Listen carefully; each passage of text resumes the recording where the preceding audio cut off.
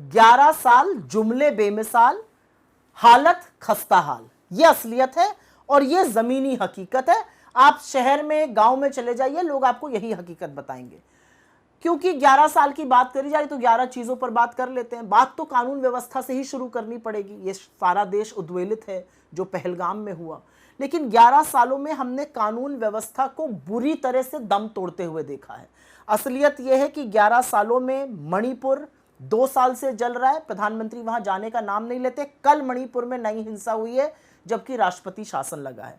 जम्मू कश्मीर में 9 जून 2024 से 9 जून 2025 के बीच में 90 लोगों की आतंकियों के हाथों शहादत हुई है। उसमें हमारे आर्मी के पर्सनल भी शामिल हैं, उसमें हमारे नागरिक भी शामिल हैं। असलियत यह है कि आज ठीक 1 साल पहले मोदी जी ने शपथ ली थी अपने प्रधानमंत्री पद की, और ठीक उसी दिन रियासी में बस पर 9 श्रद्धालु मारे गए थे, उसमें से एक आदमी गिरफ्तार नहीं हुआ है। पुलवामा हुआ, पठानकोट आपने बुला लिया, पहलगाम हुआ। पहलगाम के आतंकी कहां हैं? क्या वो हिंदुस्तान की सरहद में अगर हैं तो उनको हम गिरफ्तार क्यों नहीं कर पा रहे, या वो पाकिस्तान चले गए? और अगर वो पाकिस्तान चले गए तो हमने सीज फायर कैसे कर लिया? महिला अपराध के मामले हो, चोरी चकारी के मामले हो, डकैती के मामले हो, जिस तरह से हिंसा के नए नए मामले सामने आ रहे, कानून व्यवस्था का किसी को कोई डर नहीं रह गया है।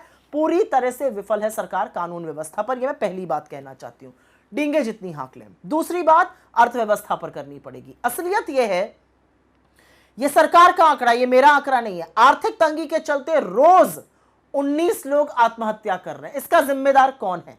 असलियत यह है कि आपने बोल्ड फैसलों की बात करी थी। एक तुगलकी फरमान जारी किया गया था, नोटबंदी, 99.3% पैसा वापस आ गया, और अब आरबीआई कह रहा है कि 500 के फर्जी नोटों में 37% उछाल आया है। क्या हासिल किया आपने नोटबंदी से? आज भी हमारी अर्थव्यवस्था उससे उबर नहीं पाई है। तीसरी बात करते हैं बोल्ड की बात, जीएसटी। गब्बर सिंह टैक्स बिना कंसल्टेशन के, बिना सोचे समझे आप ले आए।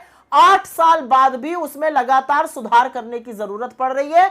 और असलियत यह है कि 50% जो इस देश की सबसे गरीब आबादी है वो 64% जीएसटी का कलेक्शन दे रही है। आप लोगों से गला घुटवा के वसूली कर रहे हैं। अब बात करते हैं, हम भाई चौथी लार्जेस्ट इकोनॉमी बन गए, अच्छी बात है। एक दिन ऐसा है हम दुनिया की लार्जेस्ट इकोनॉमी बन जाए। Economy will keep growing because of our population, लेकिन हमारा पर कैपिटा जीडीपी क्या है? जिस ब्रिटेन की हम बात करते हैं हमने उसको पछाड़ दिया, उसका $58,000 है, हमारा $2,500 है। जापान हमसे 8 गुना 10 गुना पर बैठा हुआ है। तो हम अपने लोगों की जो बदहाली है, जो बेरोजगारी है, जिस महंगाई से उनको मार रहे हैं, उस पर कब चर्चा करेंगे? बड़ी बड़ी बातें करते हैं।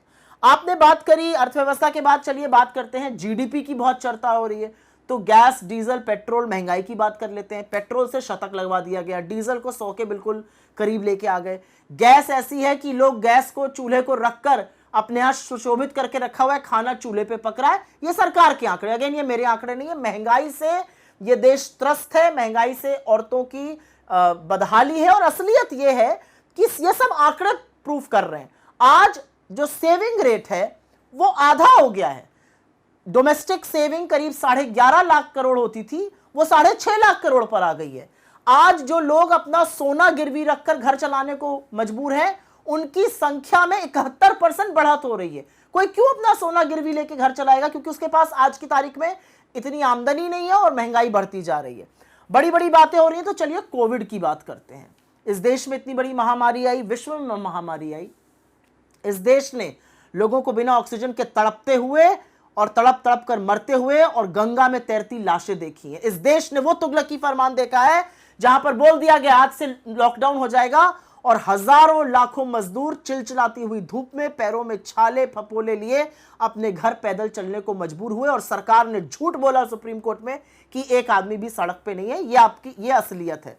बात बिना किसान के किए तो हिंदुस्तान में पूरी नहीं हो सकती। 750 किसान अपनी मांग करते हुए आपकी नाक के नीचे शहीद हुए।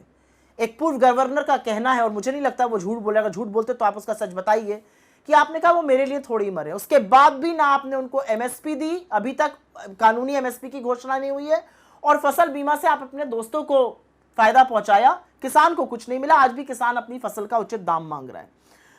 आपने पिछले 11 सालों में चुनी हुई सरकारें लगातार गिराने का, लोकतंत्र का दम तोड़ने का, एक निष्पक्ष जो मीडिया था उसको गोदी बनाने का लगातार काम किया है। पिछले 11 सालों में हमने बड़े बड़े जुमले सुने, 100 स्मार्ट सिटी आने वाली है, फला होने वाला है। वो सारे प्रोजेक्ट धीरे धीरे दम तोड़ते गए, उनको धीमे धीमे फाइलों में बंद करके रख दिया गया। ये सारे प्रोजेक्ट अब बंद हो चुके हैं। असलियत यह है कि पिछले 11 सालों में SC, ST, OBC के खिलाफ लगातार अपराध के मामले बढ़े हैं। असलियत यह है कि पिछले 11 सालों में आप इस देश को इस कगार पर ले आए हैं कि इतनी नफरत फैलाई है कि सारे देश को आपने खुदाई में लगा दिया है। आप 400 साल पहले की और 40 साल आगे की बात करते हैं, आप आज की बात नहीं करते हैं। एक ही चीज है जो इस देश की असलियत बयां करती है, और वो है कि इतने सारे दावों के बाद आपको 80 करोड़ लोगों को फ्री का राशन देना पड़ रहा है। अगर नहीं दीजिएगा तो ये लोग भुखमरी से मर जाएंगे। ये असलियत है देश की। बाकी आप कितना ढोल बाजे ताशे नगाड़े से अपने 11 साल मनाते रहिए।